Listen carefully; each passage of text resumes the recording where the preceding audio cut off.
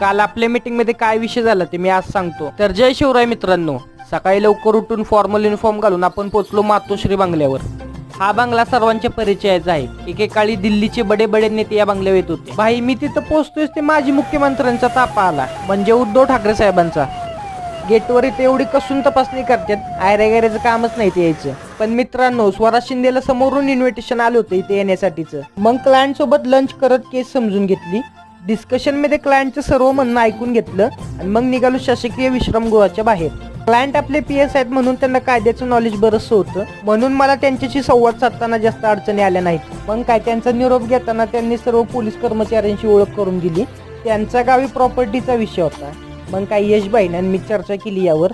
तर आम्ही 100% प्रयत्न करणार आहे. तर दिवसभराच्या कामाच्या तणावामुळे दोघांचा पण चेहरा काळवंडला होता. आम्ही करतो घरी जाऊन आराम.